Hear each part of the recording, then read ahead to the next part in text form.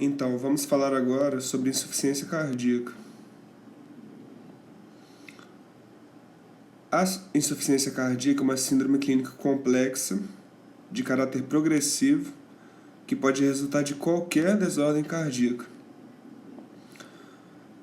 Fisiopatologicamente, vai se caracterizar por um coração que só consegue bombear sangue de forma adequada às demandas do metabolismo através de elevada pressão de enchimento ventricular. E como vai acontecer a nível molecular? Vai ocorrer uma dessensibilização do sistema renina-angiotensina-aldosterona. Com isso, vamos gerar vasoconstrição, retenção de sódio e água. Com isso, aumentamos o volume diastólico final do ventrículo esquerdo, que, por sua vez, aumenta a força de contração miocárdica pelo mecanismo de Frank-Starling. Quanto mais dilata, maior a força de contração miocárdica, gerando com isso uma disfunção sistólica a longo prazo.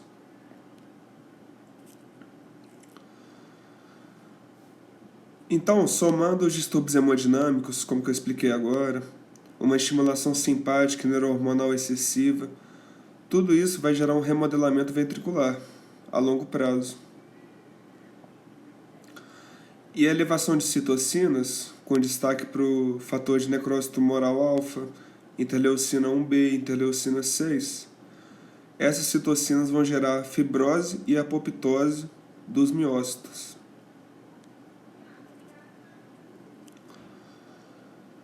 A insuficiência diastólica ela é diferente da insuficiência sistólica.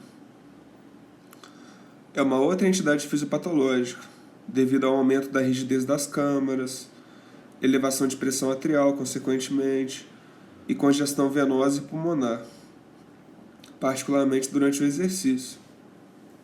A função sistólica pode estar preservada nesse tipo de insuficiência, mas o tratamento de base ainda é o mesmo, embora acredita-se que a sobrevida seja maior na insuficiência diastólica.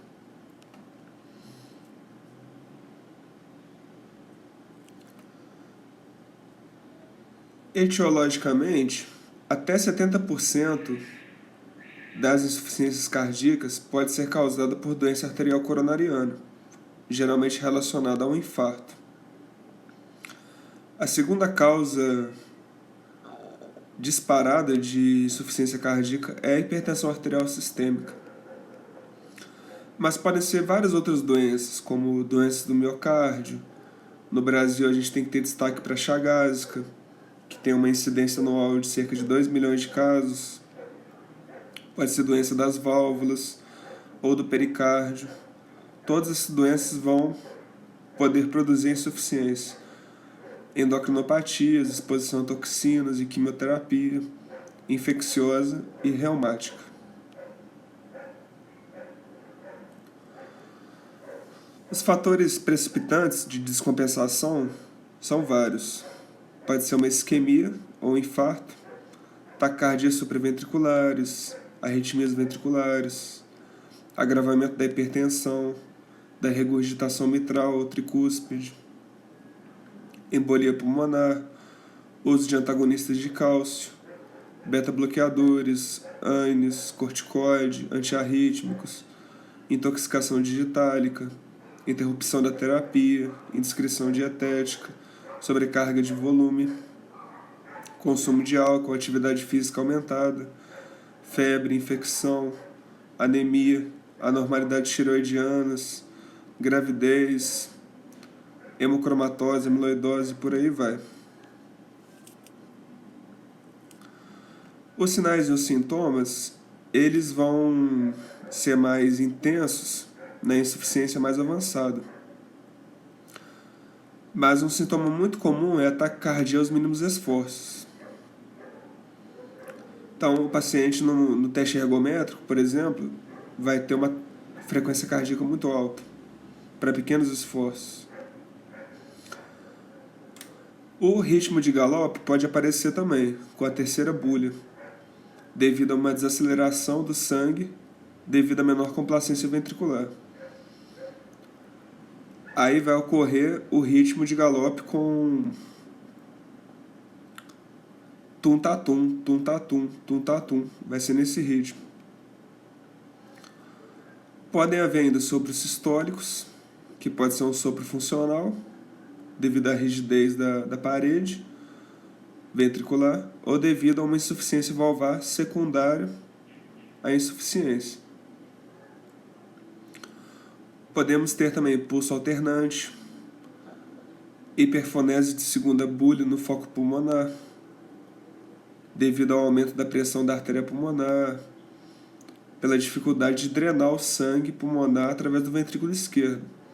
Então esse sangue vai ficar congestionado no pulmão e a artéria pulmonar vai sofrer uma hipertensão, gerando a hiperfonese de segunda bulha. Pode haver ainda cardiomegalia, que pode não estar presente nos casos iniciais. E existe a diferenciação clássica entre insuficiência esquerda e direita. A esquerda caracteriza-se basicamente por dispneia, estertores pulmonares basais e edema pulmonar agudo. Então ela vai afetar a respiração, o pulmão. À direita, você vai ter problemas basicamente venosos, como engurgitamento jugular, edema de extremidades, derrames, seja pleural, seja abdominal, como ascite, hepatomegalia dolorosa e, consequentemente, sintomas gastrointestinais. Então, a esquerda afeta mais o pulmão, a direita afeta mais a circulação. Então, a nossa dispneia, na insuficiência esquerda, ela é baseada no esforço em 4 estágios. No estágio 1, a pessoa tem dispneia sobre exercício intenso. No estágio 2, exercício moderado. Estágio 3, exercício leve. Estágio 4 é a dispneia de repouso, ou impossibilidade de fazer exercícios devido à dispneia. Temos ainda na esquerda ortopneia, em decúbito horizontal pela congestão pulmonar, dispneia paroxística noturna, também é um sintoma clássico, estertores pulmonares basais por estase venosa, edema pulmonar agudo, que vai gerar uma expectoração espumose e rose, pele fria e cianose.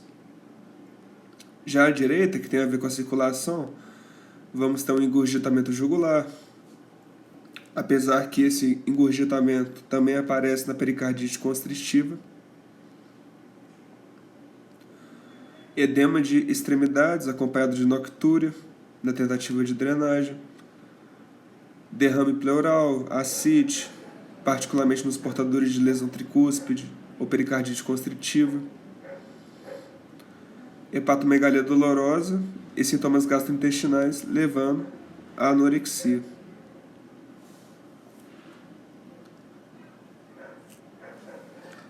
Os achados laboratoriais, a começar pelo sangue, nós vamos ter, entre os eletrólitos séricos, hiponatremia, né, é o mais forte aí, pela elevada concentração de vasopressina, o hormônio antidiurético, hipocalemia, devido ao uso de diuréticos, ou hipercalemia, devido ao uso de ECA. Função renal pode ou provavelmente vai estar deprimida, podendo haver proteinúria. A função hepática, temos aumento das transaminases, e nos casos mais avançados, aumento de bilirrubina, diminuição de albumina e prolongamento do tempo de protrombina.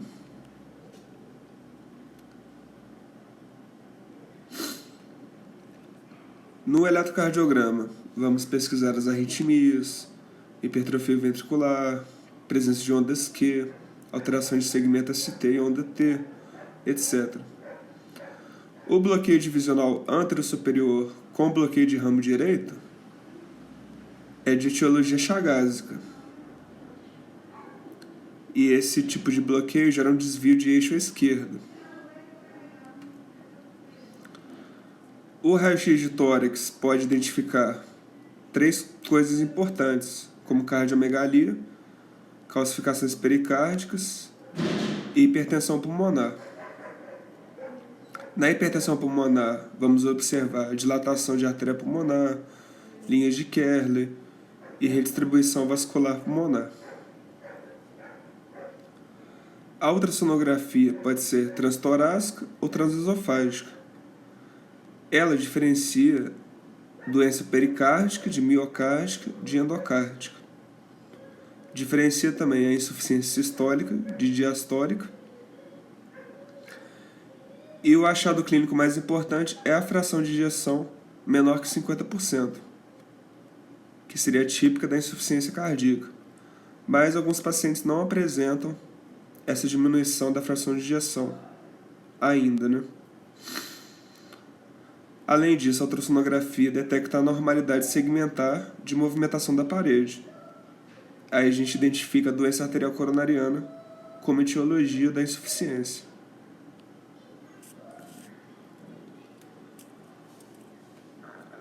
Dentre os exames de imagem, a imagem nuclear, como cintilografia ou tomografia por emissão de pósitrons, vai te fornecer tanto a função cardíaca quanto a perfusão miocárdica. Acaba que é um exame de estudo aprofundado da doença arterial coronariana. O cateterismo cardíaco, ele vai te fornecer dados mais exatos de pressão de enchimento das câmaras, te permite estudar e intervir na doença arterial coronariana, na estenose aórtica e nos defeitos intracardíacos. E ainda outros procedimentos feitos no cateterismo, como biópsia endomiocárdica, para podermos confirmar uma cardiomiopatia ou uma miocardite, que a gente suspeite. Podemos fazer um estudo eletrofisiológico para avaliar melhor as arritmias. O cateterismo tem essa ampla gama. A tomografia computadorizada gera o score de cálcio das coronárias, estuda a anatomia cardíaca, anatomia das válvulas e de eventuais massas cardíacas. A ressonância vai ser um pouco mais completa que a tomografia, e ela é bastante acurada para avaliação da fração de ejeção, do volume diastólico final, de ventrículo esquerdo e ventrículo direito. Também é padrão ouro para avaliação pós-infarto, avaliação da cicatriz, estudo das cardiomiopatias, miocardite, sarcoedose, hemocromatose, dissecção aórtica, doença pericárdica crônica, trombos, tumores, defeitos de septo e por aí vai.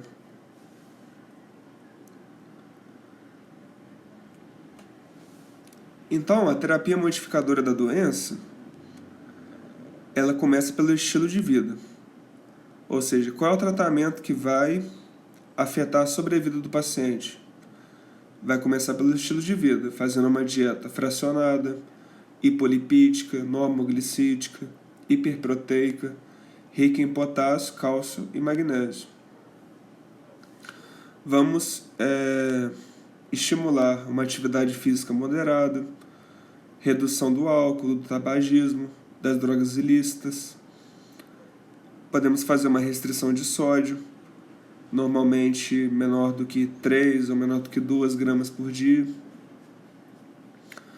E nos casos avançados, é interessante fazer uma restrição hídrica também, para combater a crise. Seria menos de 1 litro de água por dia. O remédio que modifica a doença começa pelos inibidores do sistema renina-angiotensina-aldosterona, como o IECA ou bloqueador do receptor de angiotensina. Eles são usados a partir do estágio A, em que você tem um alto risco para insuficiência cardíaca, especialmente se houver hipertensão, ou diabetes, ou doença renal crônica inicial. Existindo aí, claro, uma disfunção sistólica e diastólica. O lisinopril tem uma ação mais longa, O captopril tem ação mais curta. E os IECAs a gente inicia com doses menores, a dose mais baixa, e vamos aumentando até doses mais elevadas, que se constituem a dose-alvo. Então vai depender da tolerância do paciente a esse remédio. A losartana, ela é um BRA. E os BRAs, eles previnem melhor a hipertrofia ventricular esquerda e não produzem tosse. Apesar de que os IECAs são mais preferidos, assim, por serem mais potentes, né? Então, nós vamos começar aí, a partir do estágio A, com IECA ou BRA. Os beta-bloqueadores são usados a partir do estágio B, em que você tem um alto risco para insuficiência cardíaca e já tem uma cardiopatia estabelecida, ou seja, essa cardiopatia estabelecida, junto com o alto risco, muito provavelmente vai produzir a insuficiência cardíaca. Nesses casos, a gente lança a mão de um carvedilol, principalmente se o paciente for hipertenso, porque ele é alfa e beta block, ou metoprolol de liberação lenta, que é mais cardioseletivo do que o carvedilol.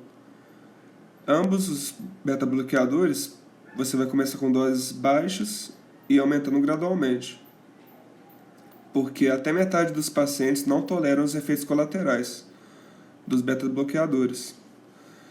E temos que evitá-los também na bradicardia, na hipotensão, no bloqueio cardíaco e na asma ou doença pulmonar obstrutiva crônica. Então tá, foram os inibidores do sistema renina-angiotensina-aldosterona, os beta-bloqueadores e, por fim, os antagonistas do receptor de aldosterona, que são feitos a partir do estágio C, que é quando existe uma insuficiência cardíaca sintomática. Aí nós vamos usar a espironolactona, que também é um diurético poupador de potássio, ou esplerenona, que não tem efeitos colaterais sexuais como a espironolactona tem. Mas os antagonistas de aldosterona tendem a produzir hipercalemia. Então nós vamos monitorar essa hipercalemia. Então essa é a terapia modificadora da doença. Os IECAs, beta-bloqueadores e antagonistas do receptor de aldosterona. Tem ainda uma terapia auxiliar, que visa reduzir os sintomas, controlar o paciente. Então nós, por exemplo, podemos fazer uma hidralazina combinada com dinitrato de isosorbido. É uma combinação vasodilatadora, tanto venosa quanto arterial, por causa dos dois remédios. Aí a gente proporciona um alívio sintomático. Porém, essa combinação tem efeitos adversos, como cefaleia, taquicardia reflexa e retenção de líquidos. Além disso, podemos usar um diurético de alça. Provavelmente a maioria dos pacientes vai precisar, por causa da retenção de fluidos. E aí a gente pode usar furosemida, de 20 a 80 mg por dia, mas o uso de diuréticos pode provocar efeitos colaterais metabólicos. E aí a gente faz o monitoramento dos eletrólitos sanguíneos, né? Os digitálicos também não afetam a sobrevida, mas eles melhoram a sintomatologia. Então, os digitálicos aumentam a contratilidade miocárdica, aumentam o sistema parasimpático e inibem a reabsorção renal de sódio. Então, eles vão ser usados especialmente na disfunção ventricular grave, tem fração de ejeção muito baixa, principalmente se houver fibrilação ou flutter atriais, que aí a digoxina vai atuar nessas duas causas, tanto na disfunção ventricular quanto na arritmia supraventricular. Porém, o limite entre a dose terapêutica e a tóxica é muito pequeno. Então, nós fazemos uma dose média de 0,25 mg de digoxina por dia. Pode ser mais, pode ser menos. E vamos monitorar o nível sérico dela, que tem que estar entre 1,5 e 2 mg por ml. A partir de 2 mg por ml, provavelmente vamos ter uma intoxicação digitálica, com distúrbios gastrointestinais, neurológicos, visuais e até mesmo arritmias, devido à interação que a digoxina tem com antiarrítmicos. Então, muito cuidado ao usá-la em pacientes que têm arritmias. A ivabradina também é aprovada na insuficiência cardíaca, mas em casos selecionados de taquicardia sinusal, em que você, mesmo controlando as causas subjacentes, você não consegue controlar a taquicardia sinusal. Os anticoagulantes orais são usados depois de um evento embólico venoso, ou no trombo intracardíaco, ou na fibrilação atrial e no flutter. Por exemplo, usamos varfarina e colocamos uma razão normalizada internacional entre 2 e 3, que é a faixa terapêutica.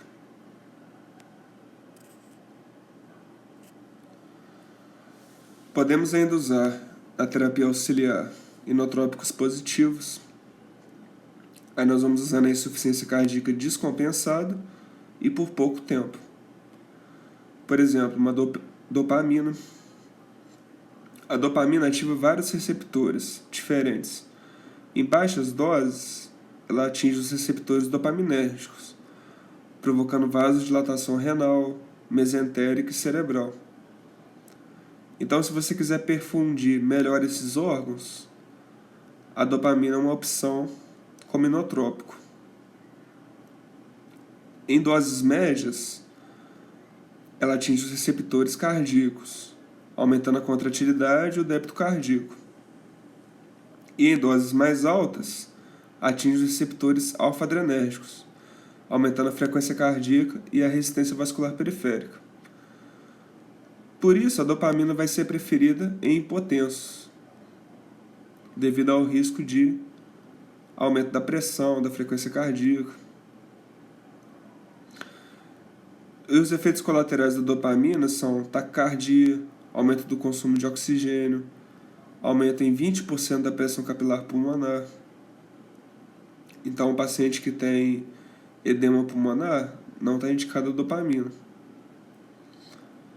Já a dobutamina, ela é mais seletiva e segura quanto à frequência cardíaca e resistência vascular periférica.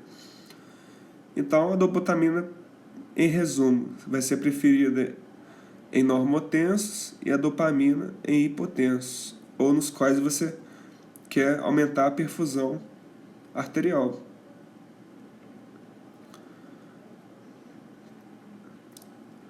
O inibidor da fosfodiesterase miurinona, ele já é reservado à insuficiência cardíaca refratária.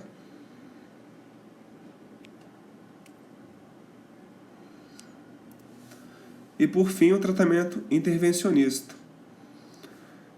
Se você tem uma insuficiência cardíaca refratária ao tratamento medicamentoso otimizado, podemos lançar mão de alguns recursos, como o cardiodesfibrilador implantável, que vai ser usado na fração de ejeção muito baixa, especialmente se existe uma arritmia ventricular sustentada. Com isso, o CDI vai prevenir a morte súbita. Na hora que o paciente precisar de um choque, o CDI dá por ele. A terapia de ressincronização cardíaca, que é você colocar eletrodos dentro do sistema venoso do coração, ele vai sincronizar os batimentos dos dois ventrículos. Então, ele é usado na fração de ejeção baixa, especialmente se existe um bloqueio de ramo esquerdo. Com isso, a terapia de ressincronização melhora o débito cardíaco. Podemos fazer ainda transplante cardíaco, que tem uma sobrevida média de 60% em 5 anos. uma ventriculectomia parcial esquerda, que recupera a contratilidade miocárdica, diminuindo a relação volume-massa. Com isso, reduz a tensão da parede ventricular, gera melhora clínica, porém não interfere na mortalidade. E a cardiomioplastia, que se fundamenta em enxertos musculares esqueléticos. Porém, ela é limitada pelas contraindicações.